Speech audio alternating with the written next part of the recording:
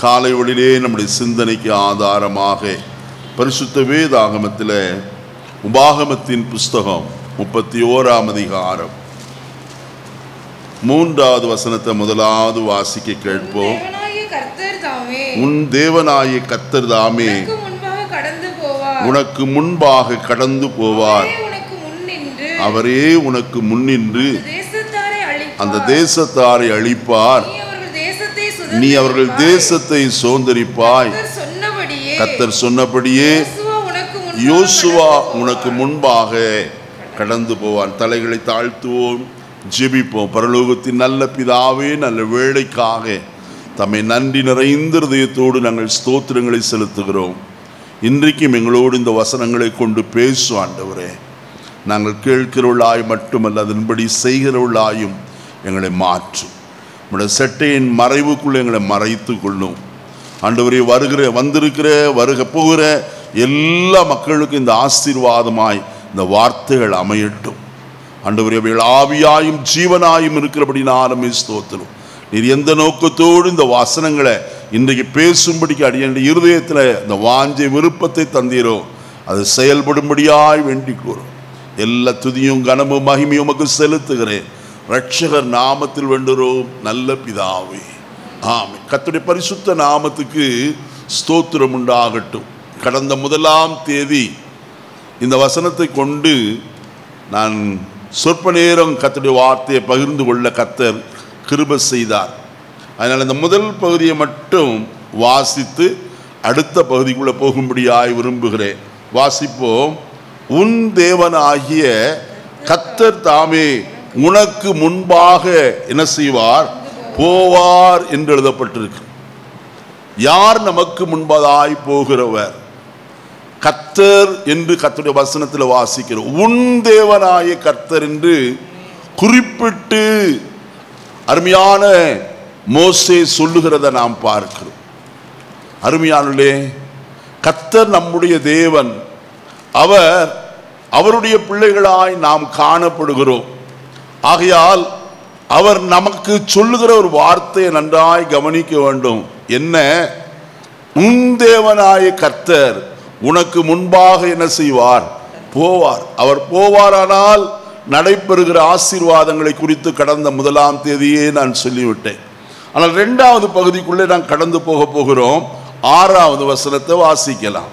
நீங்கள் பலங்கொண்டு திடமனதாயிருங்கள். அவர்களுக்கு பயப்படவும் திகைக்கவும் வேண்டாம். உன் தேவனாகிய கர்த்தர் தாமே உன்னோடே கூட வருகிறார். அவர் உன்னை விட்டு விலகுவதும் இல்லை, உன்னை கைவிடுவதும் இல்லை.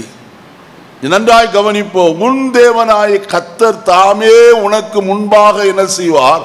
போவார் என்று முதலாவது சொன்னார். இங்கே அடுத்தபடியா இந்த 6வது வசனத்தில் நான் வாசித்தோம். உன் தேவனாய கர்த்தர் தாமே உன்னோடே கூட வருகிறார்.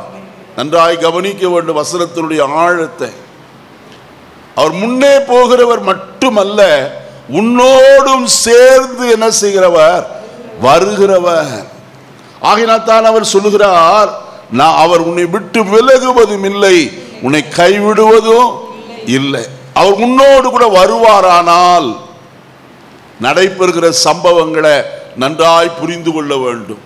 பரிசுத்த லூக்கா எழுதின சுவிசேஷம் 24ஆம் அதிகாரம் 15வது வசனத்தை நான் வாசிக்க கேட்போம். இப்படி அவர்கள் பேசி சம்பாஷித்துக் கொண்டு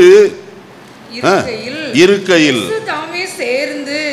இயேசு தாமே சேர்ந்து அவர்களுடனே கூட என்ன செய்தார்? நடந்து போனார். அருமையானவர்களே, நன்றாய் கவனிப்போம். சீஷர்கள் கல்லறைக்கு கடந்து போனார்கள்.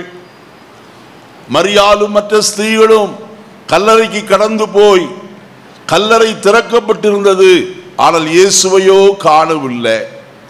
சீஷர்களும் இயேசுவை காணாதபடிக்கு திரும்பி வந்தார்கள். ஆனால் 2 பேர் எருசலேமிலே இருந்து எம்மாவூருக்கு என்ன செய்கிறார்கள்? போகிறவர்களாய் காணப்படுகிறார். அவள் போகிற பிரயாணத்தில் நடந்த சம்பவத்தை தான் இங்க வசனத்துல வாசிக்க கேட்டோம். இயேசு தாமே சேர்ந்து அவர்களுடனே கூட என்ன செய்தார்? நடந்து போனார். நடந்து போன கர்த்தர் செய்த காரியம் என்ன? முதலாவது சொல்லப்பட்டிருக்கிறது 17வது வசனத்தை பாருங்கள். அப்பொழுது அவர் அவர்களை நோக்கி, நீங்கள் துக்க முகமுள்ளவர்களாய் வழி நடந்து ஒருவருக்கொருவர் சொல்லிக் கொள்ளுகிற காரியங்கள் என்ன என்று கேட்டார். இயேசு அவர்களோடு தான் சேர்ந்து போனார். ஆனால் அவர்களுடைய கண்களுக்கு அவர் எப்படி இருந்தாராம்? மறைவாயிருந்தார். அவர்கள் அவரை அறியவில்லை. ஆனால் நடந்து போன இயேசு கிறிஸ்து அவர்களை பார்த்து விசாரிக்கிறவராய் காணப்படுகிறார். என்ன விசாரித்தார்? நீங்கள் துக்க முகம் உள்ளவர்களாய் ஒருவருக்கு ஒருவர் பேசிக்கொள்ளுகிற காரியம் என்ன? நான் இந்த காலை வேளையிலே உங்களோடு சொல்லுகிற காரியம், உங்களோடு கூட எப்பொழுதும் நடந்து வருகிறவர் அல்லது உங்களோடு கூட எப்பொழுதும் காணப்படுகிறவர் உங்களுடைய சகல காரியங்களிலும் உங்களை விசாரிக்கிறவராய் காணப்படுகிறார். வேத வசனத்தில் அருமையான அப்போஸ்தலனாகிய பேதுரு சொல்லுகிறாரே, அவர் உங்களை விசாரிக்கிறவர் ஆனபடியால் உங்கள் கவலைகளை எல்லாம் அவர் மேல் என்ன செய்யுங்கள்? வைத்து விடுங்கள் என்று எழுதப்பட்டிருக்கிறது. அவர் ஒரு நல்ல விசாரணை செய்கிறவராய் காணப்படுகிறார். நம்மை விசாரிக்கிறவர். நம்முடைய துக்கங்கள், நம்முடைய கிளேசங்கள், நம்முடைய வருத்தங்கள், நம்முடைய பிரச்சனைகள், நம்முடைய பாரங்கள், நாம் கண்ணீர் சிந்துகிற வேளை எதுவாயிருந்தாலும் அவர் நம்மை விசாரித்து அதற்கு ஒரு பரிகாரத்தை ஏற்படுத்துகிறவர் தான் நம்முடைய கர்த்தராகிய இயேசு. பேசிக்கொண்டே கடந்து போனார்கள். வேத வசனத்தை அவர்களுக்கு விளக்கி காட்டினார். அவர்கள் இன்னும் அறியாதபடிக்கு இருந்தார்கள். கூட வருகிறவர் யார் என்று அறியவில்லை. ஆனால் வீட்டுக்குள்ளே பிரவேசித்து அவருக்கு முன்பதாய் அப்பத்தை வைத்த போது அவர் அதை எடுத்து ஸ்தோத்திரம் பண்ணி பிட்ட போது அவருடைய கண்கள் என்ன செய்யப்பட்டதாம்? திறக்கப்பட்டது. அவரை அறிந்து கொண்டாள் என்று வசனத்தில் வாசிக்கிறோம். என்னை கேட்கிற கர்த்தருடைய ஜனமே, நான் இந்த காலை வேளையில் ஒன்று உங்களோடு சொல்கிற காரியம், அநேக சமயங்களில கர்த்தர் நம்மோடு கூட வருகிறதை நாம் என்ன செய்யவில்லை? அறியவே இல்லை. நாமாய் புலம்புகிறோம், கதறுகிறோம். கர்த்தர் ஏன் எனக்கு மாத்திரம் இப்படி செய்கிறார் என்று சொல்லி பல நேரங்களிலே நம்முடைய புலம்பல் அதிகமாய் காணப்படுகிறது. கர்த்தர் நம்முடைய புலம்பலை ஆனந்த களிப்பாய் மாற்ற வல்லவராயிருக்கிறார். சீஷர்களோடு கூட கடந்து போனவர் அவர்களை விசாரித்து தம்மை அவர்களுக்கு வெளிப்படுத்தின உடனே அவர்களாலே எம்மா ஊரிலே தங்கி இருக்க முடியவில்லை. திரும்ப எருசலேமுக்கு வந்து இயேசுவை என்ன செய்தோம்? கண்டோம் என்று சொன்னார்கள். கண்டோம் என்று சொல்லிக் கொண்டிருக்கிற வேளையிலேயே இயேசு மறுபடியும் அந்த வீட்டுக்குள்ள என்ன செய்தார்? பிரவேசிக்கிறவராய் காணப்பட்டு அவர்களை பார்த்து சொன்னார், உங்களுக்கு சமாதானம் என்று சொன்னார்.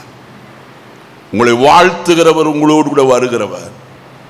அருமையானவர்களே, ஒருவேளை நம்முடைய ஜீவிதத்தில் நம்முடைய குறைவுகளை அவர் கண்டிக்கிறவராய் காணப்படலாம். ஆனால் அதில் எல்லாவற்றும் நாம் திருந்தி சீர்படுவோமானால் நமக்கு ஆசீர்வாதம் உண்டு என்பதை மறந்து போக வேண்டாம். இரண்டாவது காரியம், நெகேமியாவின் புஸ்தகம் 9ஆம் அதிகாரம் 19வது வசனத்திலிருந்து வாசிக்கலாம். நெகேமியாவின் புஸ்தகம் 9ஆம் அதிகாரம் 19வது வசனம். நீர் மிகுந்த மன உருக்கத்தின்படியே அவர்களை வனாந்திரத்திலே கைவிடவில்லை. அவர்களை வழிநடத்த பகலிலே மேகஸ்தம்பமும் அவர்களுக்கு வெளிச்சத்தையும் அவர்களுக்கு நடக்க வேண்டிய வழியையும் காட்ட இரவிலே அக்கினி ஸ்தம்பமும் அவர்களை விட்டு என்ன செய்யல? விலகவே இல்லை. அவர்களோடு கூட சென்றவர். இங்க வசனத்தில் வாசிக்கிறோம், நீர் உமது மிகுந்த மன உருக்கத்தின்படியே அவர்களை வனாந்திரத்தில் கைவிடவில்லை, அவர்களை என்ன செய்தீர்? வழி நடத்தினீர். அருமையானவர்களே, நம்மோடு கூட இருக்கிறவர் நமக்கு வழியை காட்டுகிறவரும் வழி நடத்துகிற தேவனுமாய் காணப்படுகிறார். அவர் அல்லாதபடிக்கு நம்மை வழி நடத்த வேறு ஒருவராலும் கூடாது என்பதை முதலாவது நாம் அறிந்து கொள்ள வேண்டியது அவசியமான ஒரு காரியம். வசனத்தில் சொல்லப்பட்டிருக்கிறது, அவர்களை வழி நடத்த பகலிலே மேகஸ்தம்பத்தையும் இரவிலே வெளிச்சங்காட்ட அவர்களுக்கு அக்னி ஸ்தம்பமும் அவர்களுக்கு முன்பாக சென்றது. அவர்களை விட்டு அவர் என்ன செய்யல? விலகவே இல்லை. கர்த்தர் என்னோடு இருக்கிறாரா?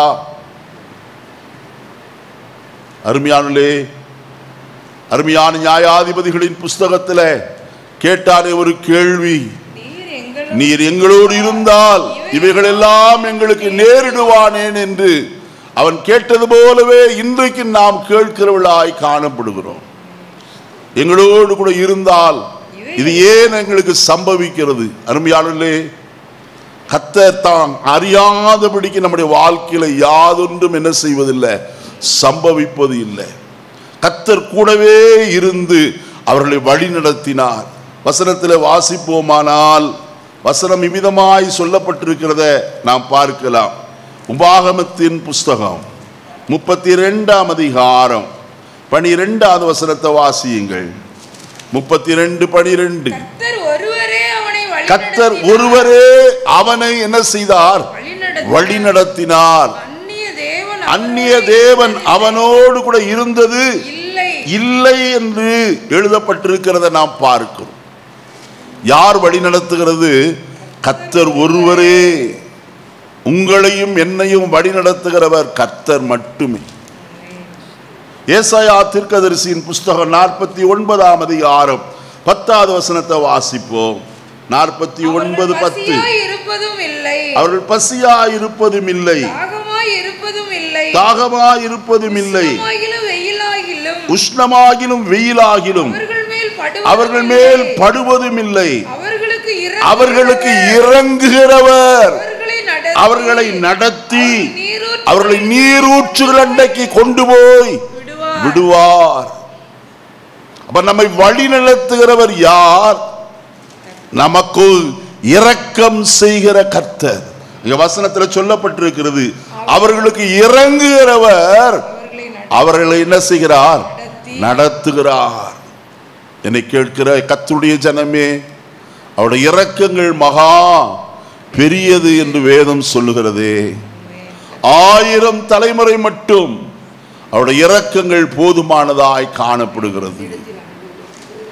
இன்றைக்கு நம்மேல் இரக்கம் உள்ள கர்த்தர் நம்மை நடத்த போதுமானவராயிருக்கிறார்.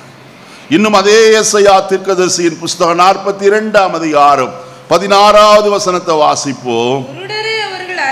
குருடரை அவர்கள் அறியாத வழியிலே நடத்தி அவர்களுக்கு தெரியாத பாதைகளில் அவர்களை அழைத்து கொண்டு வந்து அவர்களுக்கு முன்பாக இருளை வெளிச்சமும் கோணலை செவ்வையுமாக்குவே.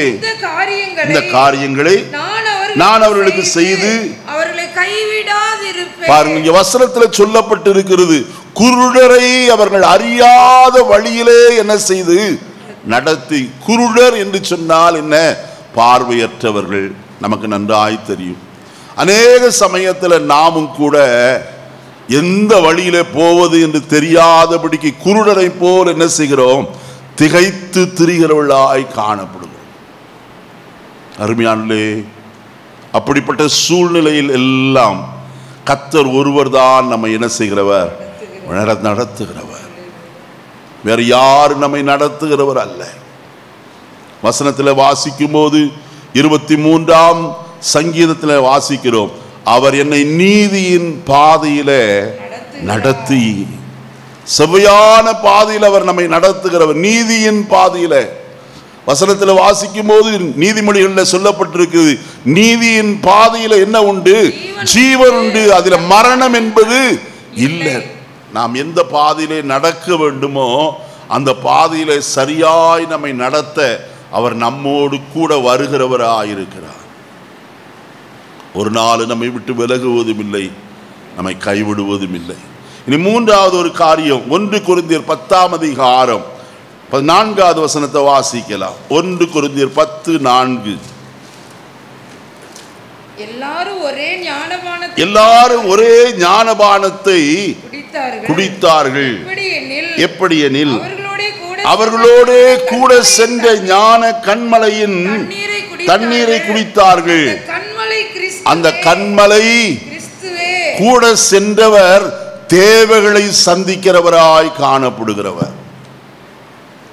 வனாந்திரமான இடம், தண்ணீர் இல்லாத ஒரு இடம், வறட்சியானது. ஆனால் கர்த்தர் அவர்களோடு கூட சென்றார். வசனம் சொல்லுகிறது, அந்த கன்மலையிலிருந்து தண்ணீரை கர்த்தர் என்ன செய்தாராம்?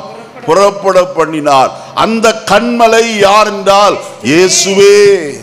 இந்த காலை வேளையில உங்களுடைய தேவையை சந்திக்க, இந்த 5வது மாதத்தினுடைய சகல தேவைகளையும் சந்திக்க போதுமானவர். உங்களோடு கூட வருகிற கர்த்தர். நன்றாய் கவனிப்போம். முதலாவது உங்களை விசாரிக்கிறவராய் காணப்படுகிறவர். 2வது உங்களை வழி நடத்துகிறவராய் காணப்படுகிறவர். 3வது காரியம் உங்களுடைய தேவைகளை சந்திக்கிறவராய் காணப்படுகிறவர். நீ அடுத்த ஒரு காரியத்துக்குள்ள போவோம். அங்கே உபாகமத்தின் புஸ்தகம் 31ஆம் அதிகாரம் 8வது வசனத்தை வாசிக்கலாம். உன்னதமானவர் சுதந்திரங்களை பங்கிட்டு 31:8 கர்த்தர் தாமே உனக்கு முன்பாக போகிறவர். அவர் உன்னோடே இருப்பார். அவர் உன்னை விட்டு விலகுவதும் இல்லை, உன்னை கைவிடுவதும் இல்லை. நீ பயப்படவும் கலங்கவும் வேண்டாம். நன்றாய் கவனிக்கணும்.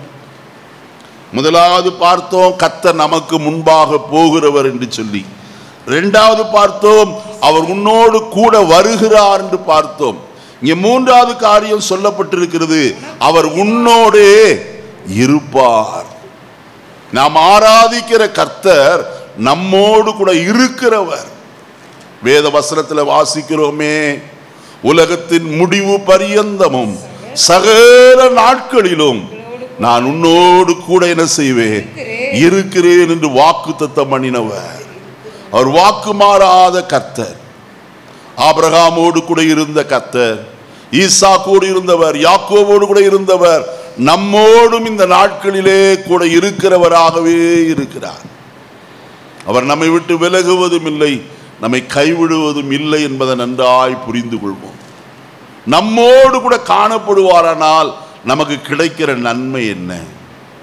நான் ஒரு காரியத்தை உங்களோடு ஞாபகப்படுத்தி விட்டு அடுத்த காரியத்துக்குள்ள வர விரும்புகிறேன். வாசிப்போம். ஆதியாகமத்தின் புஸ்தகம் 28ஆம் அதிகாரம். ஆதியாகமத்தின் புஸ்தகம் 28ஆம் அதிகாரம் 15வது வசனத்தை வாசிப்போம். நான் உன்னோடே இருந்து நீ போகிற இடத்திலெல்லாம் உன்னை காத்து இந்த தேசத்துக்கு உன்னை திரும்பி வர பண்ணுவேன்.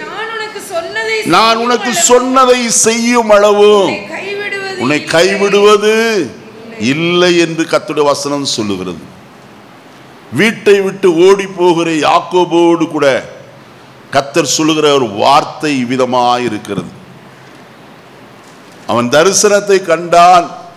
தரிசனத்திலே கர்த்தருடைய வாக்குத்தத்தம் அவனுக்கு உண்டாயிருக்கிறது. அங்கே வசனத்தில் சொல்லுகிறார், தான் யார் என்பதை முதலாவது வெளிப்படுத்துகிறார். நான் ஆபிரகாமின் தேவனும் ஈசாக்கின் தேவனும் ஆகிய கர்த்தர், நீ படுத்திருக்கிற பூமியை உன் சந்ததிக்கு தருவேன் என்று சொன்னவர். உன் சந்ததிக்குள் பூமியுள்ள வம்சங்கள் எல்லாம் என்ன செய்யப்படும்? ஆசீர்வதிக்கப்படும் என்று சொன்ன கர்த்தர் பிரதானமான ஒரு வார்த்தையை சொல்கிறார், நான் உன்னோடே இருந்து. கர்த்தர் நம்மோடு கூட காணப்பட்டால் தான் எதையும் நாம் பெற்றுக்கொள்ள முடியும். கர்த்தர் அல்லாதபடிக்கு நாம் ஆசீர்வாதத்தை அடைவோம் என்று சொல்லி ஒருவர் எண்ண வேண்டாம். கர்த்தர் நம்மோடு கூட இருந்தால்தான் சகல ஆசீர்வாதங்கள் கிடைக்கும். ஒருவேளை நீங்கள் யோசிக்கலாம், உலக பிரகாரமாய் ஐஸ்வர்யவானாய் எத்தனையோ பேர் இருக்கிறார்கள், துன்மார்க்கராய் காணப்படுகிறார், அக்கிரமத்தில் நடப்பித்துக் கொண்டிருக்கிறார்கள். அருமையானே, ஆனால் அவர்கள் ஒருவருக்கு ஆகிலும் சமாதானம் இல்லை என்பதை முதலாவது புரிந்து கொள்ளுங்கள். 2வது, நித்தியத்திற்குரிய நம்பிக்கை இல்லாதவர்களாய் அவர்கள் மரண வழியாய் கடந்து போகிறார்கள். ஒரு செம்மையான மனுஷனுடைய முடிவும் நீதிமானுடைய முடிவும் எப்படிப்பட்டது என்று பார்ப்போமானால் வேதம் சொல்லுகிறது, நீதிமானுடைய முடிவு எப்படிப்பட்டதாம்? சமாதானம் உள்ள முடிவு. 37ஆம் சங்கீதம் கடைசி வசனங்களில் நாம் வாசிக்கலாம். அதை 37ஆம் சங்கீதம் வாசிப்போமா? நீ உத்தமனை நோக்கி செம்மையானவனை பார்த்திரு, அந்த மனுஷனுடைய முடிவு. 37 மறுபடியும் அந்த வசனத்தை வாசிப்போமா? நீ உத்தமனை நோக்கி செம்மையானவனை பார்த்திரு, அந்த மனுஷனுடைய முடிவு சமாதானம். ஆனால் துன்மார்க்கனுடைய முடிவு பயங்கரமாயிருக்குமே. ஒன்று நான் இந்த காலை வேளையில் உங்களோடு நான் சொல்ல ஆசைப்படுகிறேன், கர்த்தர் நம்மோடு கூட இருந்தால்தான் அந்த ஆசீர்வாதம் நாம் அனுபவிக்க முடியும். ஏனென்றால் வேதம் சொல்லுகிறதே, நீதிமொழிகள் 10ஆம் அதிகாரத்தில் வாசிக்கும் போது, கர்த்தரின் ஆசீர்வாதமே ஐஸ்வர்யத்தை தரும், அதனோடே அவர் என்ன செய்யார்? வேதனையை கூட்டார். வேதனை இல்லாத ஒரு ஆசீர்வாதத்தை நாம் அனுபவிக்க முடியும். வசனத்தில் 1 தீமோத்தேயு 6ஆம் அதிகாரம் 16வது வசனத்திலிருந்து வாசிக்கிற வேளையிலே, இவ்வுலகத்திலே நாம் அனுபவிக்கிறதற்கு வேண்டிய சகலவித நன்மைகளையும் நமக்கு சம்பூர்ணமாய் கொடுக்கிற ஜீவனுள்ள தேவன் என்று எழுதப்பட்டிருக்கிறது. எத்தனையோ பேர் ஐஸ்வர்யத்தையும் ஆஸ்தியும் வைத்திருக்கிறார்கள், ஆனால் அதை அனுபவிக்க முடியவில்லை. அனுபவிக்க கூடாதபடிக்கு அவர்கள் காணப்படுகிறார்கள். ஆனால் கர்த்தருடைய வசனம் சொல்லுகிறது, நாம் அனுபவிக்கிறதற்கு வேண்டிய சகலவித நன்மைகளையும் நமக்கு சம்பூர்ணமாய் கொடுக்கிற ஜீவனுள்ள தேவன். கொஞ்சம் கொடுக்கிறவர் அல்ல. நாம் உண்மையாய் இருப்போமானால் கர்த்தர் பரிபூர்ணமாய் நமக்கு என்ன செய்கிறவர்? கொடுக்கிறவராய் காணப்படுகிறார். அவர் மேல் நம்முடைய நம்பிக்கை காணப்பட வேண்டும். ஐஸ்வர்யத்தின் மேல் அல்ல நம்முடைய நம்பிக்கை. மற்றவர்கள் எல்லாரும் நிலையற்ற ஐஸ்வர்யத்தின் மேல் எப்படி இருக்கிறார்கள்? நம்பிக்கை உடையவர்களாய் காணப்படுகிறார். நமக்கோ நிலையற்ற இந்த ஐஸ்வர்யத்தின் மேல் அல்ல நம்பிக்கை. நமக்கு இந்த ஐஸ்வர்யத்தை கொடுக்கிற ஜீவனுள்ள தேவன் மேல் மாத்திரம் நம்முடைய நம்பிக்கை காணப்பட வேண்டும். அப்படி இருக்குமானால் நிச்சயமாய் நாம் அந்த ஐஸ்வர்யத்தை சந்தோஷத்தோடு என்ன செய்ய முடியும்? அனுபவிக்க முடியும். அப்போஸ்தலனாகிய பவுலடியார் சொல்லும்போது, அப்போஸ்தலர் நடபடிகளின் புஸ்தகம் 14ஆம் அதிகாரம் 17வது வசனத்தில் இப்படியாய் சொல்லுகிறார், நன்மை செய்து வந்து வானத்திலிருந்து மழையையும் செழிப்புள்ள காலங்களையும் நமக்கு தந்து ஆகாரத்தினாலும் சந்தோஷத்தினாலும் நம்முடைய இருதயங்களை அவர் நிரப்பி இவ்விதமாய் தம்மை குறித்து சாட்சி விளங்க பண்ணாதிருந்தது இல்லை. அங்க வசனத்தில் சொல்லப்பட்டிருக்கிற காரியத்தை நன்றாய் கவனியுங்கள். செழிப்புள்ள காலங்களையும் நமக்கு தந்து ஆகாரத்தினாலும் சந்தோஷத்தினாலும் நம்மை என்ன செய்கிறவர்? நம்முடைய இருதயங்களை நிரப்புகிற கர்த்தர். அதை சங்கீதக்காரன் நன்றாய் சொல்வார். சங்கீதம் 4:7 வாசியுங்க. சங்கீதம் 4:7. அவர்களுக்கு தானியமும் திராட்சரசமும் பெருகி இருக்கிற காலத்தின் சந்தோஷத்தை பார்க்கிலும் அதிக சந்தோஷத்தை என்ன செய்தீர்? என் இருதயத்தில் தந்தீர். எத்தனை பேர் இந்த சந்தோஷத்தை பெற்றிருக்கிறோம்? ஹல்லேலூயா. இந்த சந்தோஷம் எதினால் வருகிறது? வாசிப்போமா கர்த்தருடைய வசனத்தை? அப்போஸ்தலர் நடபடிகளின் புஸ்தகம் 13ஆம் அதிகாரம் கடைசி வசனம். அப்போஸ்தலர் 13. சீஷர்கள் சந்தோஷத்தினாலும் பரிசுத்த ஆவியினாலும் என்ன செய்யப்பட்டார்கள்? பாருங்க, சீஷர்களை கர்த்தர் சந்தோஷத்தினால நிரப்புகிறவராய் காணப்பட்டார். எப்படிப்பட்ட நேரத்திலும், உபத்திரவத்தின் நேரத்திலேயும் அவர்களை அடித்தார்கள், அவர்களுக்கு அவதூறாய் காரியங்களை பேசினார்கள். ஆனால் அவர்கள் வெளியே புறப்பட்டு வரும்போதோ சந்தோஷத்தோடு உபத்திரவத்தில் இருந்து வந்தார்கள். இந்த வசனத்தை வாசிக்கிறோமா? அப்போஸ்தலர் நடபடிகளின் புஸ்தகம்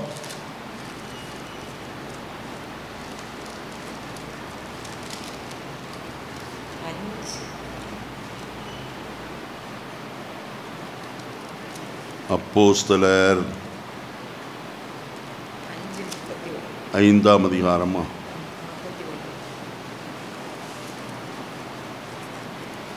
எடுத்தவங்க வாசிங்க. அவருடைய நாமத்துக்காக வசனத்தை சொல்லுங்க. வசனத்தை வசனம் சொல்லம்மா, என் காது கேட்கலையே, அதனால சொல்றேன். 5 சொல்லுங்க, வாசிக்கலாம்.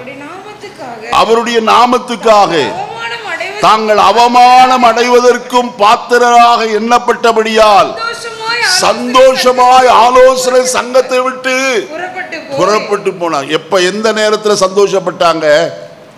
அடியும் உதையும் வாங்கின நேரத்தில்.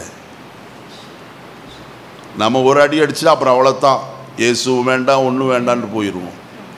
ஆனால் உபத்திரவத்தின் மத்தியிலேயும் அவர்கள் எப்படிப்பட்டவர்களாக இருந்தார்கள்? சந்தோஷமாய் காணப்பட்டார். காரணம், இது மனுஷரால் கொடுக்கப்படுகிற சந்தோஷம் அல்ல, சமாதானம் அல்ல. இது தேவனே அவருடைய இருதயங்களை சந்தோஷத்தினால் என்ன செய்திருந்தார்? நிரப்பி இருந்தார். அந்த சந்தோஷம் நமக்கு தேவை. அதனால அப்போஸ்தலனாகிய பவுல் பிலிப்பின் சபையாருக்கு சொல்கிறார், சந்தோஷமாயிருங்கள் சந்தோஷமாயிருங்கள் என்று மறுபடியும் உங்களுக்கு சொல்லுகிறேன். அருமையான கர்த்தருடைய ஜனமே, அவர் நம்மோடு கூட இருப்பாரானால் தம்முடைய வார்த்தைகளை நிறைவேற்றுகிற கர்த்தர். அவர் நம்மோடு கூட இருந்து நமக்கு சொன்ன எல்லா வார்த்தைகளையும் அவர் என்ன செய்வார்? நிறைவேற்றுவார். அந்த வசனத்தில் நான் வாசித்தோம், இதை உனக்கு செய்யும் அளவும் நான் உன்னை என்ன செய்ய மாட்டேன்? கைவிட மாட்டேன். 3 காரியத்தை உங்களோடு நான் சொல்ல விரும்புகிறேன். சங்கீதம் 23:4 வாசிப்போம். 23ஆம் சங்கீதம் 4வது வசனம் சற்று வேகமாய். நான் மரண இருளின் பள்ளத்தாக்கிலே நடந்தாலும் பொல்லாப்புக்கு பயப்படேன். தேவரீர் என்னோடு கூட இருக்கிறீர். உமது கோலும் உமது தடியும் என்னை. ஐயா, கர்த்தர் நம்மோடு கூட இருப்பாரானால் நாம் மரண இருளின் பள்ளத்தாக்கிலே நடந்தாலும் பொல்லாப்புக்கு நாம் என்ன செய்ய மாட்டோம்? பயப்படவே மாட்டோம். தேவரீர் என்னோடு கூட இருக்கிறீர். உமது கோலும் உமது தடியும் அந்த நெருக்கத்தின் நேரத்திலும் என்ன செய்யும்? என்னை தேற்றும். ஐயா, உம்முடைய வாக்குத்தத்தங்கள் அருமையானே, தேவனுடைய வாக்குத்தத்தங்கள் மேன்மை உள்ளவைகள். அது ஒவ்வொரு நாளும் நமக்கு சந்தோஷத்தையும் மகிழ்ச்சியும் கொடுக்கிறதாய் காணப்படுகிறது. சங்கீதக்காரனாகிய தாவீது சகல உபத்திரவத்தின் வழியே கடந்து போனான். சவுல் அவனை ஒரு செத்த நாயை விரட்டுகிறது போல விரட்டி கொண்டு போனான். சொந்த மகனாய் அப்சலோம் அவனை விரட்டினான். எல்லா சூழ்நிலைகளிலேயும் கர்த்தரை மாத்திர உறுதியாய் பிடித்து கொண்டான். ஆயினால் தான் அவன் சொல்லுகிறான், தேவரீர் என்னோடு கூட இருக்கிறீர். நம்மை விட்டு விலகாதவர் ஐயா. உபத்திரம் வரும்போது நண்பர்கள் போய்விடுவார்கள். நமக்குள்ளே பாடுகளும் பிரச்சனை வரும்போது தூரமாய் விலகி போவார்கள். ஆனால் கர்த்தர் அப்படிப்பட்டவர் அல்ல. அவர் நம்மை தூக்கி சுமக்கிறவர், நமக்கு பரிகாரம் ஏற்படுத்துகிற கர்த்தர், நம்மை தைரியப்படுத்துகிறவர். நான் உன்னோடு கூட இருக்கிறேன், நீ பயப்படாதே, நான் உனக்கு துணை செய்கிறேன் என்று சொல்லி நம்மை தைரியப்படுத்துகிற தேவனாயிருக்கிறார். 2வது காரியம், உபாகமத்தின் புஸ்தகம் 2ஆம் அதிகாரம் 7வது வசனத்தை வாசிப்போம். உபாகமம் 2:7 வாசிங்க. உன் தேவனாய கர்த்தர் உன் கையின் கிரியைகளில் எல்லாம் உன்னை ஆசீர்வதித்து வருகிறார். இந்த பெரிய வனாந்தர வழியாய் நீ நடந்து வருகிறதை அவர் அறிவார். இந்த 40 வருஷமும் உன் தேவனாய கர்த்தர் உன்னோட இருந்தார், உனக்கு ஒன்றும் குறைவுபடவில்லை என்று சொல்லுகிறார். எத்தனை வருஷம் கூட இருந்தாரா? இந்த 40 வருஷமும் உன் தேவனாய கர்த்தர் உன்னோடு கூட இருந்தார், ஒரு குறைவும் உனக்கு வரவில்லை என்று சொல் என்று சொன்னார். அருமையானே, ஏறக்குறைய 12 முறை கர்த்தருக்கு விரோதமாய் முறுமுறுத்தார்கள். 10 இடங்களில் முறுமுறுத்த வேளையிலெல்லாம் கர்த்தர் அவளை கைவிடவே இல்லைங்க. நம்முடைய பிள்ளைகள் நமக்கு விரோதமாக ஏதாயிலும் செய்து விட்டால் உடனே நீ எனக்கு பிள்ளையும் இல்லை, நான் உனக்கு தகப்பனும் இல்லை, நான் உனக்கு பெத்தவே என்னிட பிறக்கவே இல்லைன்னு சொல்லி எத்தனை பெற்றோர் சொல்லுகிறத நாம் கேட்கிறோம். ஆனால் முறுமுறுத்து கர்த்தருக்கு விரோதமாய் தங்களுடைய கழுத்தை கடினப்படுத்தி வணங்கா கழுத்துள்ளவர்களாய் அவர்கள் திரும்ப எகிப்துக்கு போகும்படியாய் தலைவனை ஏற்படுத்தி எத்தனை காரியங்கள் செய்தார்கள். அத்தனை காரியங்களிலேயும் கர்த்தருடைய வசனம் சொல்கிறது, கர்த்தர் அவர்களை கைவிடவே இல்லை. 40 ஆண்டு காலமும் கர்த்தர் அவர்களோடு கூட இருந்தார். ஒரு குறைவும் அவர்களுக்கு வரவே இல்லையா? ரட்சிக்கப்பட்ட நாட்களிலே இருந்து இத்தனை ஆண்டு காலங்களும் கர்த்தர் நம்மோடு கூட இருந்தாரே. சற்று பூர்வ நாட்களை சிந்தித்து பார்ப்போம். ரட்சிக்கப்படாதற்கு முன்பு நம்முடைய நாட்கள் எப்படி இருந்தது? ரட்சிக்கப்பட்ட பிறகு இந்த நாட்களிலே கர்த்தருடைய கிரியை நம்முடைய வாழ்க்கையில் எப்படியாய் வெளிப்படுகிறது என்பதை சற்று சிந்தித்து பாருங்கள். கர்த்தர் என்றைக்காயிலும் கைவிட்டு இருக்கிறாரா? என்றைக்காயிலும் குறைவுகளை நம்முடைய வாழ்க்கையில வரவிட்டு இருக்கிறாரா? அவருடைய கரத்தினால தாங்கி ஏந்தி சுமந்து தப்பு வைத்து கனப்படுத்தி நம்மை நடத்தி வந்து இருக்கிறாரே. இந்த கர்த்தர் எவ்வளவு நல்ல தேவன்! அவர் உங்களை ஆசீர்வதிக்கிறவர். உங்கள் கைகளின் கிரியைகளில் எல்லாம் உனக்கு ஆசீர்வாதத்தை அவர் என்ன செய்கிறவர்? கொடுக்கிற தேவனாய் காணப்படுகிறார். நீங்க செய்கிற வேலை சிறியதா இருக்கலாம், கர்த்தர் அந்த வேலையை பெரிதாக்க, அதில் மேன்மைப்படுத்த அவராலே முடியும். 3வது காரியத்துக்குள்ள கடந்து போவோம். வசனத்தை வாசிக்கலாம். 2 நாளாகமத்தின் புஸ்தகம் 32ஆம் அதிகாரம். 2 நாளாகமும் 32ஆம் அதிகாரம் 8வது வசனத்தை வாசியுங்கள்.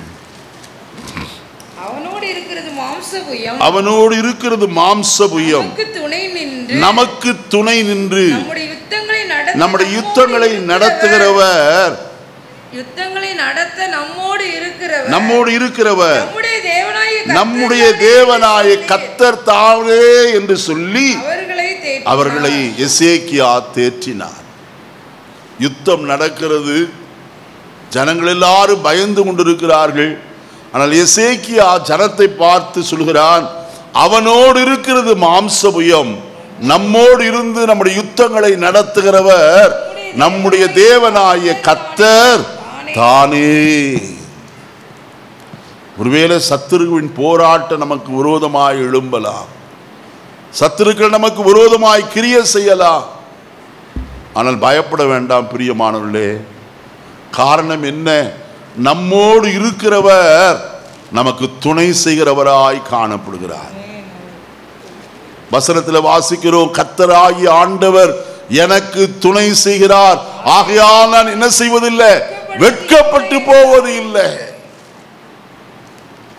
இந்த காலையிலே நமக்கு துணை செய்கிற கர்த்தர் நம்மோடு கூட இருக்கிறார்.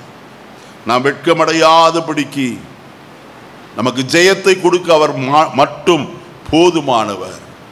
அவர் அல்லாதபடிக்கு வேற ஒருவரால் நமக்கு ஜெயத்தை தர முடியாது என்பதை நான் அறிந்திருக்கிறேன். எத்தனை போராட்டங்கள் நமக்கு விரோதமாய் எழும்பிற்று, அத்தனை போராட்டங்களிலும் கர்த்தர் நம்மோடு கூட இருந்து அவர் நம்மோடு இருக்கிறவர் என்பதை விளங்க பண்ணினாரே. வேதவசனத்தில் வாசிக்கிறோம், இஸ்ரவேல் ஜனங்களுக்கு எத்தனையோ போராட்டங்கள் வந்தது. அந்த யுத்தத்தில் எல்லாம் கர்த்தர் கூட இருந்து ஜெயத்தை தந்தார். தாவீதோடு கூட கர்த்தர் காணப்பட்டு அவனுக்கு விரோதமாய் நேரிட்ட எல்லா யுத்தங்களிலும் அவன் ஒன்றிலாகிலும் தோல்வி அடையாதபடி ஜெயத்தை தந்தாரே. அந்த தேவனை நாம் இந்த காலை வேளையில நம்மோடு இருக்கிறார் என்கிற நிச்சயத்தோடு கூட காணப்படுவோம். நம்மோடு இருக்கிறவர் நம்முடைய யுத்தங்களை என்ன செய்கிறவர்? நடத்துகிறவர். நீங்க சும்மா இருங்கள், கர்த்தர் உங்களுக்காக என்ன செய்வார்? யுத்தம் பண்ணுவார். ஒருவேளை வேலை ஸ்தலத்தில் ஆயிருக்கலாம், அல்லது வேறு எங்கே ஆகிலும் காணப்படலாம், உங்களுக்கு அயலகத்தாராய் காணப்படலாம். யார் உங்களுக்கு விரோதமாய் எழும்பினாலும் கர்த்தர் உங்களுக்கு விரோதமாய் எழும்புகிற எல்லா ஆயுதமும் என்ன செய்யாமற் போகும்? வாய்க்காமற் போக பண்ண போதுமானவராயிருக்கிறார். இனி மூன்றாவது காரியத்துக்குள்ள கடந்து போவோம். கர்த்தருடைய வசனத்தை வாசிக்கலாம். 124ஆம் சங்கீதம் 2வது வசனத்தை 1-2 வசனங்களை வாசிக்கலாம். 124ஆம் சங்கீதம் முதல் 2 வசனங்கள். மனுஷர் நமக்கு விரோதமாய் எழும்பின போது கர்த்தர் தாமே நமது பக்கத்தில் இராவிட்டால் போதும். நான் இந்த நாட்களில் உங்களோடு சொல்லி வருகிற காரியம் கர்த்தர் தாமே என்கிற ஒரு தலைப்பில் தான் உங்களோடு கூட பேசி கொண்டிருக்கிறேன். வசனத்தில் வாசிக்கிறோம், மனுஷர் நமக்கு விரோதமாய் எழும்பின போது கர்த்தர் நமது பக்கத்தில் இராவிட்டால். அடுத்த வசனம் சொல்லுகிறது, கர்த்தர் தாமே நமது பக்கத்தில் இராவிட்டால். எத்தனை பேர் இந்த காலையில் சொல்ல முடியும், கர்த்தர் என்னுடைய பக்கத்தில் இருக்கிறார்? சங்கீதக்காரனாகிய தாவீது 16ஆம் சங்கீதத்தில் 8வது வசனத்தில் விதமாய் சொல்கிறார், கர்த்தர் என் வலது பார்சத்தில் இருக்கிறபடியால் நான் என்ன செய்யப்படுவதில்லை, அசைக்கப்படுவது இல்லை. கர்த்தரை எப்பொழுதும் எனக்கு முன்பாக வைத்திருக்கிறேன்.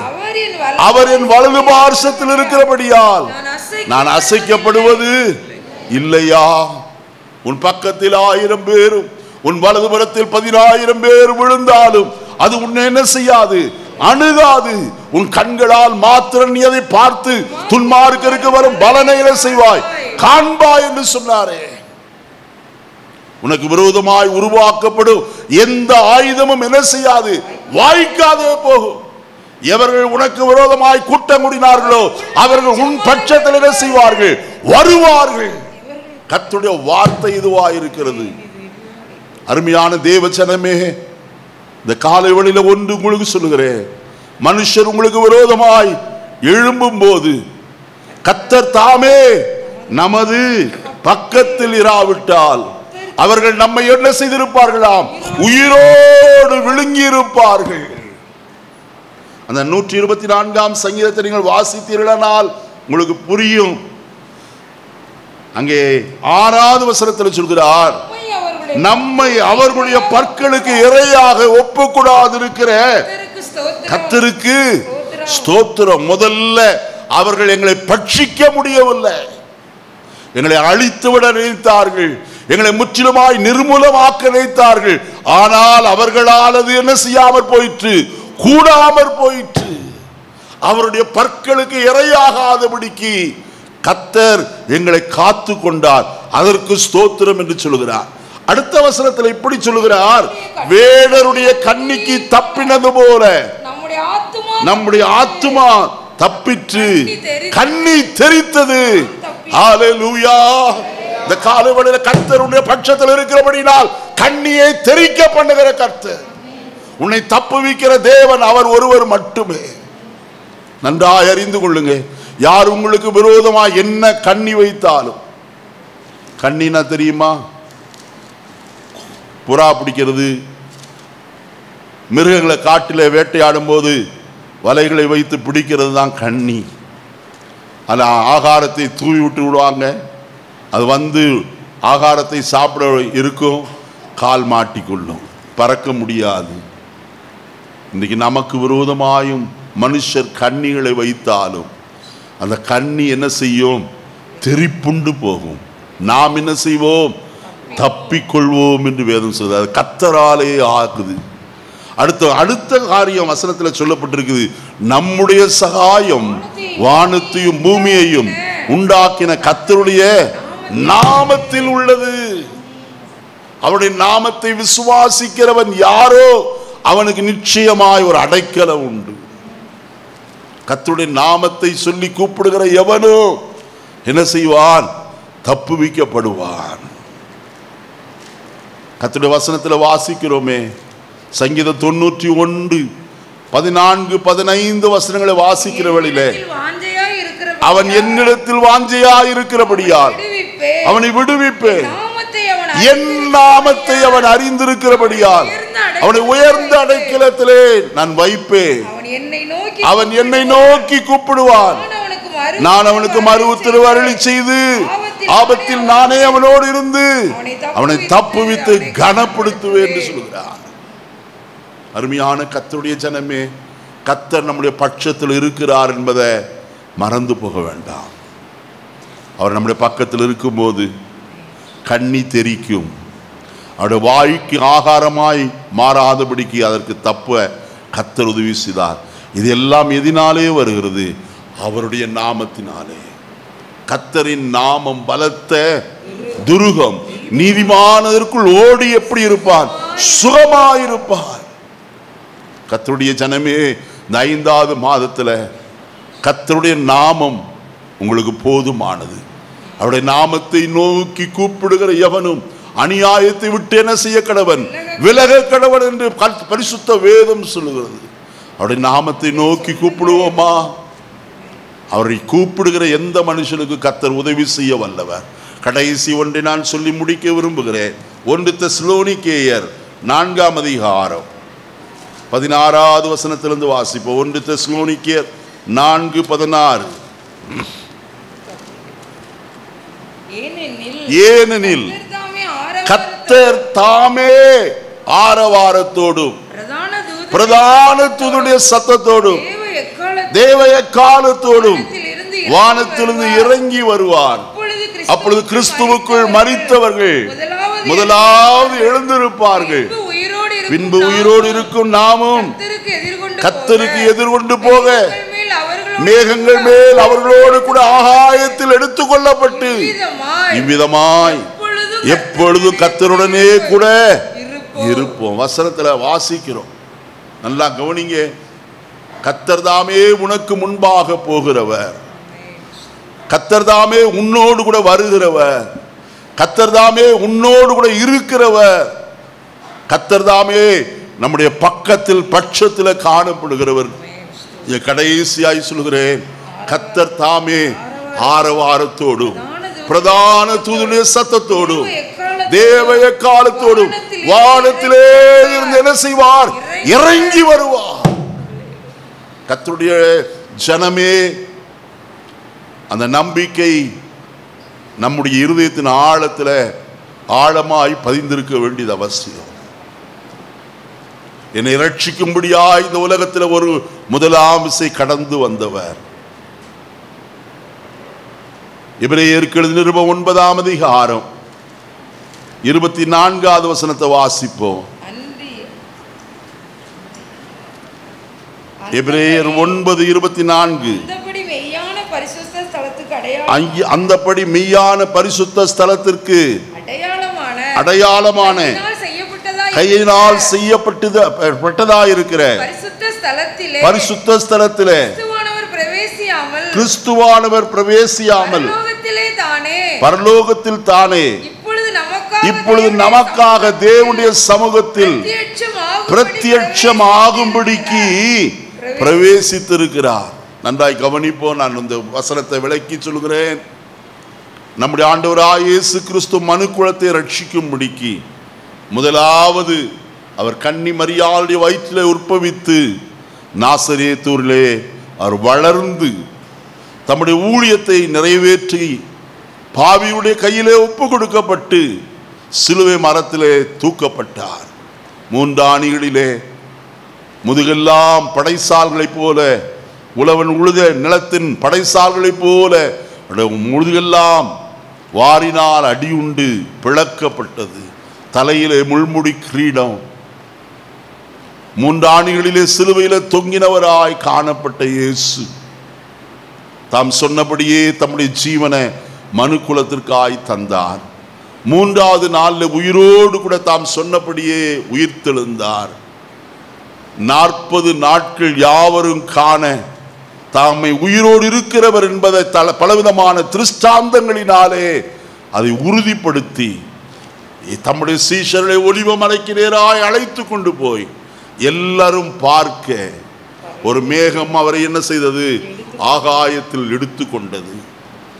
எடுத்துக்கொள்ளப்பட்ட இயேசு பிதாவுடைய வலது பார்சத்தில் இப்பொழுது என்ன செய்கிறார்? வீற்றிருக்கிறார். உன்னதங்களிலே வீற்றிருக்கிற கர்த்தர் நமக்காக என்ன செய்து கொண்டிருக்கிறாராம்? பரிந்து பேசுகிறவராய் காணப்படுகிறார். அவர் பரிந்து பேசுகிறவர் மட்டுமல்ல. வசனத்தில் என்ன வாசிக்கும் போது யோவான் 14:1-2 வாசிக்கிறோம், உங்கள் இருதயம் கலங்காதிருப்பதாக, தேவனிடத்தில் விசுவாசமாயிருங்கள், என்னிடத்தில் விசுவாசமாயிருங்கள். என் பிதாவின் வீட்டில் அநேக வாசஸ்தலங்கள் உண்டு. அப்படி இல்லாதிருந்தால் நான் உங்களுக்கு சொல்லி இருப்பேன். ஒரு ஸ்தலத்தை உங்களுக்காக என்ன செய்கிறேன், ஆயத்தம் பண்ண போகிறேன் என்று சொல்லி போயிருக்கிறார். ஸ்தலத்தையும் ஆயத்தம் பண்ணுகிறார், நமக்காகவும் என்ன செய்கிறாராம், பரிந்து பேசுகிறவராய் காணப்படுகிறார். ஏன் பரிந்து பேசுகிறார்? பிசாசு அவருடைய வலது பார்சத்தில் நின்று கொண்டு கர்த்தருடைய பிள்ளைகள் மேல் எப்பொழுதும் என்ன செய்கிறவன், குற்றம் சாட்டுகிறவனாய் காணப்படுகிறவன். இந்த வசனத்தில் சொல்லப்பட்டிருக்கிறது, வெளிப்படுத்தின விசேஷம் 12ஆம் அதிகாரம் 11வது வசனத்தில் வாசிக்கும் போது மரணம் நேரிடுகிறதா இருந்த, அதுக்கு முந்தின வசனம் அம்மா, அப்பொழுது ஒரு பெரிய சத்தம் உண்டாகி ரட்சிப்பும் வல்லமையும் நமது தேவனுடைய ராஜ்யமும் அவருடைய கிறிஸ்துவின் அதிகாரம் உண்டாயிருக்கிறது. இரவும் பகலும் நம்முடைய தேவனுக்கு முன்பாக நம்முடைய சகோதரர் மேல் குற்றம் சுமத்தும் பொருட்டு அவர்கள் மேல் குற்றம் சாட்டுகிறவன் என்ன செய்தான், தாழ தள்ளப்பட்டு போனான். 12ஆம் அதிகாரத்தில் வெளிப்படுத்தின விசேஷம் 12ஆம் அதிகாரத்தில் பிசாசு தாழ தள்ளப்படுவதற்கும் கர்த்தரால் தெரிந்து கொள்ளப்பட்ட நம்முடைய சகோதரர் மேல் அவன் இரவும் பகலும் என்ன செய்கிறவன், குற்றம் சாட்டுகிறவனாய் காணப்படுகிறவன். யோபை குற்றம் சாட்டினான், பிரதான ஆசாரியனாய் யோசுவாவை குற்றம் சாட்டும்படி கர்த்தருடைய வலது பார்சத்தில் நிற்கிறவனாய் காணப்பட்டான். அவன் இன்றைக்கு நம்மேலும் என்ன செய்கிறவன், குற்றம் சாட்டுகிறவனாய் காணப்படுகிறார். ஆனால் அவனை ஜெயிக்க முடியும் என்று வேதம் சொல்லுகிறது. ஆட்டுக்குட்டியின் ரத்தத்தினாலும் தங்கள் சாட்சியின் வசனத்தினாலும் அவனை என்ன செய்தார்கள், ஜெயித்தார்கள். அருமையானே, ஆனால் ஒன்றை நன்றாய் கவனியுங்கள், அவர் நமக்காக பிதாவுடைய வலது பார்சத்தில் என்ன செய்கிறார், தம்முடைய ரத்தத்தோடு கூட பரிந்து பேசுகிறவராய் காணப்படுகிறார். இவர்களின் ரத்தத்தினாலே மீட்கப்பட்டவர்கள், இவர்களுக்காக என்னுடைய ரத்தத்தை நான் சிந்தினேன், கழுவப்பட்டிருக்கிறார்கள், நீதிமான்கள் ஆக்கப்பட்டிருக்கிறார்கள், இவர்கள் என்னுடைய பிள்ளைகள் என்று பரிந்து பேசுகிறார். அதே சமயத்தில் ஒரு ஸ்தலத்தையும் என்ன செய்கிறாராம், ஆயத்தம் பண்ணி கொண்டிருக்கிறார். ஆயத்தம் பண்ணின பின்பு அவர் இருக்கிற இடத்துல நாமும் இருக்கும்படிக்கு நான் மறுபடியும் வந்து உங்களை என்னிடத்தில் என்ன செய்வேன், சேர்த்துக் கொள்வேன் என்று சொன்னாரே. சொன்னவர் சீக்கிரமாய் வரப்போகிறார். வருகிறவர் தாமதம் பண்ணார், அவர் சீக்கிரமாய் வரப்போகிறவர். உலகத்தில் நடக்கிற காரியங்கள் எல்லாம் பார்க்கும்போது முகத்தை சுளிக்க வேண்டிய காரியங்கள் தான் நடந்து கொண்டிருக்கு. அவலட்சணமான காரியங்கள், கொள்ளையடிக்கிற காரியங்கள். அருமையானே, இப்படிப்பட்ட காலகட்டத்திலே நம்முடைய மீட்பர் சீக்கிரமாய் வெளிப்படுவார். ஒன்றை அறிந்து கொள்வோம், யாக்கோபின் நிருபம் 5ஆம் அதிகாரத்தில் வசனத்தில் சொல்லப்பட்டிருக்கிறது, நம்முடைய கர்த்தராகிய கிறிஸ்து எங்கே இருக்கிறாராம். வாசிப்போமா? யாக்கோபின் நிருபம் 5ஆம் அதிகாரம்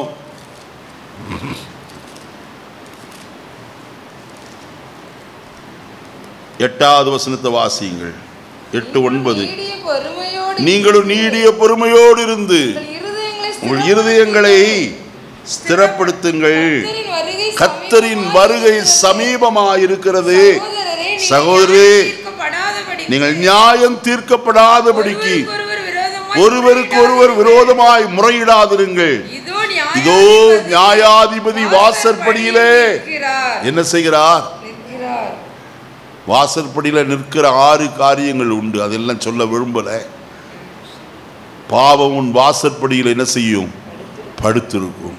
இங்கே சொல்லுகிறார், வாசற்படியில் நியாயாதிபதி நிற்கிறாராம். நான் உலகத்தாரோடு ஆக்கினைக்குள்ளாய் தீர்க்கப்படாதபடிக்கு கர்த்தருடைய வருகைக்கு ஆயத்தப்படுவோம். ரட்சிக்கப்படாதவர்கள், இயேசுவை சொந்த ரட்சகராய் ஏற்றுக்கொள்ளாதவர்கள் இயேசுவை சொந்த ரட்சகராய் ஏற்றுக்கொள்வோம். மாத்திரமல்ல, பிதா குமாரன் பரிசுத்த ஆவியின் நாமத்தினாலே முழுகி ஞானஸ்நானம் பெறுவோம். ஆவியின் அபிஷேகத்தை பெற்றுக்கொள்வோம். கர்த்தருடைய பந்தியிலே பங்கு பெறுவோம். ஜெபத்திலும் வேத வாசிப்பிலும் உறுதியாய் தரித்திருப்போம். உலகத்தின் சகல அசுத்தங்களுக்கும் விலகி வேறுபட்டு ஜீவிப்போம். கர்த்தருடைய வருகையை எதிர்நோக்கி காத்திருப்போம். இப்படிப்பட்டதான சபையை சேர்க்கும்படிக்குத்தான் நம்முடைய மணவாளனாய் இயேசு சீக்கிரமாய் மத்திய ஆகாயத்திலிருந்து இறங்கி வருகிறவராய் காணப்படுகிறார். அவரால் மீட்கப்பட்ட தேவ ஜனங்கள் அவரை எதிர்கொண்டு அழைக்கும்படியாய் மேலே எடுத்துக்கொள்ளப்படுவர்களாய் காணப்படுவார்கள். வசனத்தில் வாசித்தோமே, அப்பொழுது கிறிஸ்துவுக்குள் மரித்தவர் முதலாவது எழுந்திருப்பார்கள், பின்பு உயிரோடு இருக்கும் நாமும் கர்த்தருக்கு எதிர்கொண்டு போக மேகங்கள் மேல் ஆகாயத்தில் என்ன செய்யப்பட்டு எடுத்துக்கொள்ளப்பட்டு இவ்விதமா எப்பொழுதும் கர்த்தரோடு இருப்போம். எத்தனை பேருக்கு அந்த வாஞ்சை விருப்பம் உண்டு? கர்த்தரோடு நான் காணப்பட வேண்டும். இந்த உலகத்தில் கர்த்தர் என்னோடு கூட இருக்கிறார், ஆனால் அவர் இருக்கிற இடத்துல நானும் காணப்பட வேண்டும். அதற்காய் கர்த்தரனை ஆயத்தப்படுத்தட்டும். அதற்காக நான் ஆயத்தமாய் இருக்கிறேன் சொல்லுகிற கரங்களை வைத்து சொல்லுவோமா? அருமையான கர்த்தருடைய ஜனமே, இந்த காலை வழியில் உங்களோடு சில வார்த்தைகளை சொல்ல நேர்ந்தது. கர்த்தர் தாமே உனக்கு முன்பாக போகிறவர், கர்த்தர் தாமே உன்னோடு வருகிறவர், கர்த்தர் தாமே உன்னோடு இருக்கிறவர், கர்த்தர் தாமே உன்னுடைய பட்சத்தில் காணப்படுகிறவர், கர்த்தர் தாமே சபையை சேர்த்து கொள்ளும்படி சீக்கிரமாய் வெளிப்பட போகிறவர். வசனத்தில் வாசிக்கிறோம், நம்முடைய குடியிருப்போ பரலோகத்தில் இருக்கிறது, அங்கே இருந்து கர்த்தராயிருக்கிற இயேசு கிறிஸ்து என்ற ரட்சகர் வர எத்தனை பேர் எதிர்பார்த்து காத்திருக்கிறோம். கரங்களை உயர்த்தி ஒரு அல்லேலூயா சொல்லுவோமா? நான் கர்த்தருடைய வருகைக்கு எதிர்நோக்கி காத்திருக்கிறேன். எனக்கு வேறு விருப்பம் இல்லையா? இந்த உலகத்தில் வாழ்கிற நாட்கள் பரியந்தம் கர்த்தருக்கு சாட்சியாய் வாழ்ந்து அவருடைய ராஜ்யத்தில் சேர்க்கப்பட கர்த்தர் நமக்கு ஒவ்வொருவருக்கும் தயை பாராட்டுவாராக. தலைகளை தாழ்த்தி ஜெபிப்போமா? மகா இரக்கமும் சிநேகன் இந்த பரலோகத்தின் நல்ல பிதாவே, இந்த நல்ல காலை வேளைக்காய் தம்மை நன்றி நிறைந்த இதயத்தோடு ஸ்தோத்திரிக்கிறோம். இன்றைக்கு எங்களோடு நீர் பேசின உங்களுடைய ஜீவனுள்ள வார்த்தைகளுக்காக நாங்கள் உமக்கு நன்றி சொல்கிறப்பா. தொடர்ந்து உங்களுடைய கிருபை இருக்கட்டும். வசனத்தை கேட்ட ஒவ்வொருவரையும் நீர் ஆசீர்வதிப்பீராக. கேட்ட வசனத்தினுடைய ஆசீர்வாதங்களை பெற்றுக்கொள்ள ஆண்டவரே வசனத்தை அறிக்கையிட உதவி செய்ய வேண்டும் என்று ஜெபிக்கிறோம். நீர் எப்பொழுது எங்களோடு கூட இருக்கிறீர் என்கிற உணர்வோடு சாட்சியாய் நாங்கள் வாழ எங்களுக்கு அனுக்கிரகம் பாராட்டு. நம்முடைய கரத்தில் சமூலமாய் ஒப்பு கொடுக்கிறோம். மேன்மையான வருகைக்கு எங்களை ஆயத்தப்படுத்த தொடர்ந்து நடக்கிற பந்திய ஆசீர்வதியும் ரட்சகர் நாமத்தில் வென்ற நல்ல பிதாவே, ஆமென்.